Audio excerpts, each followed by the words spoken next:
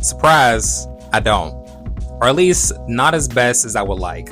A couple of days ago, I was stressing about all the things I had to do and have going on, specifically when it comes to being an artist. I then broke that down into 3 different categories that I'll be talking about while I paint this. I'm simply sharing my thoughts on how I balance being an artist and 3 things that I'm currently doing to do so. Also, you like this mic paintbrush contraption I got going on here? It's nice. Yes, I like it. First up, painting. I'm currently getting ready for the 3 Rivers Arts Festival, a video that I shared previously on a painting that I'm doing, getting ready for the festival. And that's something to where I'm planning on painting a bunch of paintings for it. Not too many, but at least around 15 new paintings, I think so. Well, let me take that back.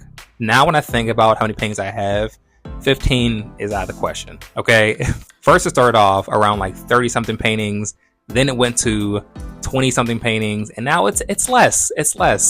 And that's why I'm making this video, is because balancing is key. At the same time, when I think about balancing, it's not like this scale to where there's this thing in the middle like that and everything is equally balanced. Sometimes it's a little more on this side and sometimes it's a little more on this side, as long as it's on the scale in the first place. That's what matters. That is what matters. And when it comes to this festival, I'm getting as much new paintings as I can do. So what I'm currently working on, the one I'm showing in this video, is one of the new paintings that I'll be doing for the festival as well. And I also have to get prints.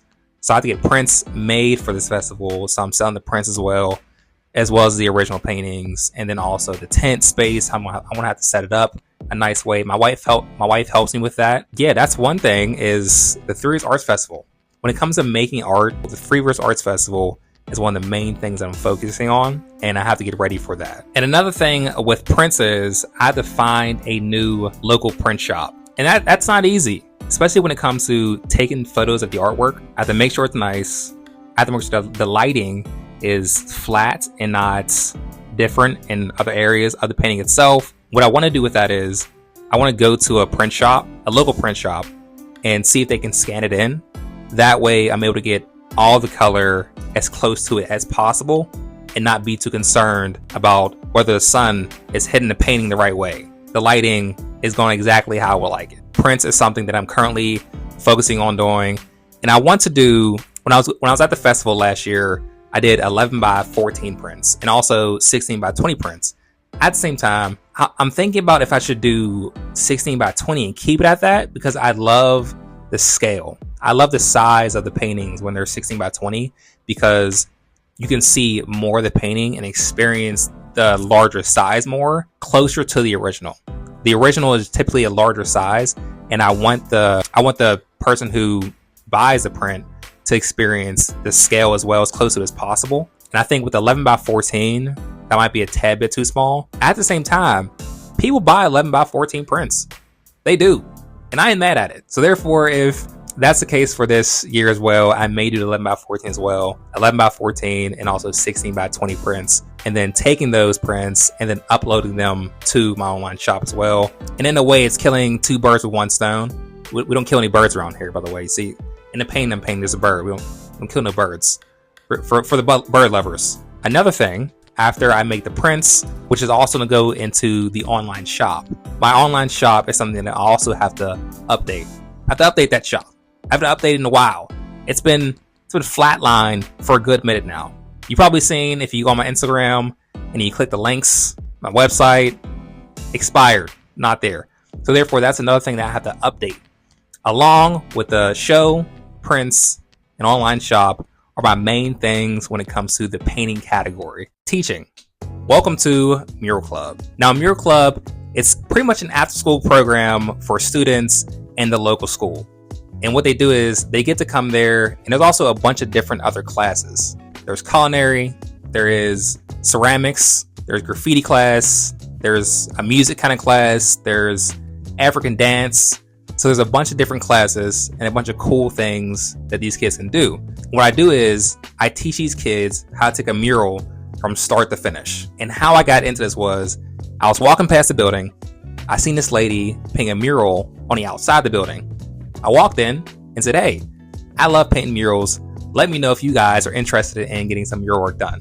And the person who curates that part of the classes and whatnot walks in and says, hey, we need teachers. I said, oh, wait a minute now. I'm here. And then we talked about pretty much what I can do, what I can teach. And I was thinking, rather than simply painting something on a wall, what I can do is I can teach Mural Club. Now in Mural Club, I take the kids' ideas, I teach them brainstorming, how to come up with these ideas, I allow them to sketch pretty much what they want. I have a theme though. There's a set theme, and then they start sketching away. Then after that, I take those ideas, I sketch them out, put them together, add different elements that they want to see within the mural, and then I put that together, put that on the wall, and then I take certain colors and place them in specific areas. It's very similar to a paint by numbers kind of thing.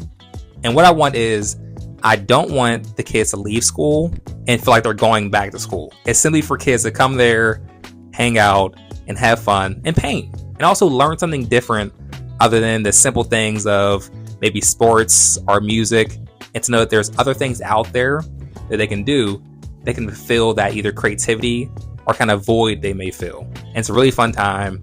It's really cool. Sometimes these kids make fun of my drawings when I put them on the wall. They don't see what it is and I have to explain it. They're laughing. I'm crying. It's a good vibe.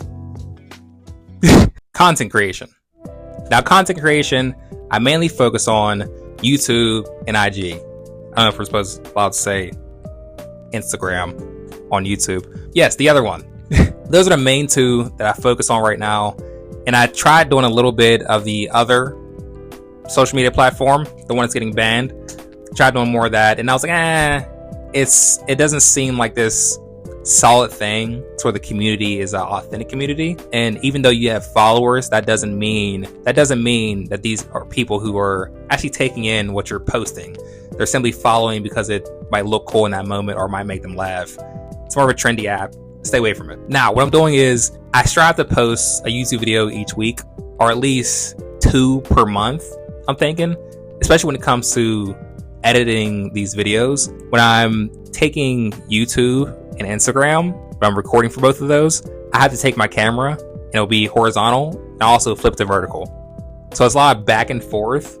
And in a moment, I'm like, okay, I know there are other people who post on YouTube and Instagram, and they may not have to go through what I'm doing right now. They may have 2 cameras. I think that's what it is. They probably have 2 cameras. One's vertical, one's horizontal, or they do the idea of just cropping their horizontal video to make it vertical, something like that.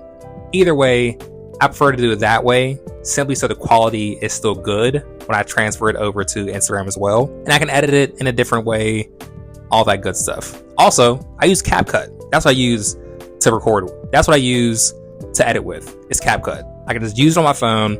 It's free, it looks nice, and it gets the job done.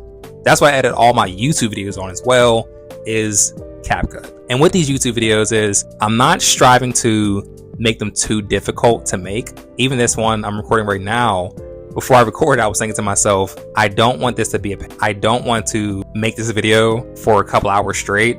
I simply want to do it and it be something simple. It does not have to be this difficult, serious thing. And I think we kind of take the mindset of, if we worked a 9 to 5 previously, we take the mindset of, oh, well, that was very hard there, because it was a tough 40-hour work week. Therefore, when we go to our art business, we think that same mindset has to transfer over, when it doesn't. It's quite similar to working out. When you go to the gym or even at home, you don't have to feel a deep sense of pain in your legs when you leave the gym to know that you had a good workout. You don't. Technically speaking, you don't even have to be sweating a lot. As long as you got in the gym and you worked out and did your thing, you're good. I think the same thing applies when it comes to being an artist or doing other crafts and other different kind of entrepreneurial focuses. Is not everything doesn't have to be a serious thing to do to where you're getting very tired by the end of the day.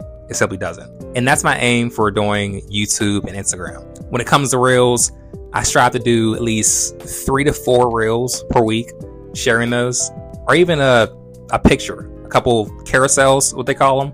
I strive to do a couple of those At the same time, I try to post something on IG. I think it's good to focus on at least 2 social media platforms. That way, you can take one of those social media platforms and focus on it much more, and then the other one can be a sub platform that you focus on. For me, YouTube is the main one, and then I'm making Instagram now the sub one. Simple, right? At the same time, it doesn't feel like it. So I'm striving to balance those 2, and that's what I'm currently doing. Also, I hope you like this painting. It's also to my right over here. It's something I'm working on for the Riz Arts Festival. So it's 3 different categories: painting, teaching, and also content creation are the main things I'm focusing on right now. I encourage you to choose 1 to 3 things to focus on yourself as being an artist. Thank you for taking the time to hang out and chat with me about how I'm striving to balance being an artist. If you have any tips or ideas on how you balance it, feel free to share them. I'm more than excited to hear about them and also possibly take some of them myself, learn some new tips. Don't forget to like and subscribe, and I will see you next time. Keep creating.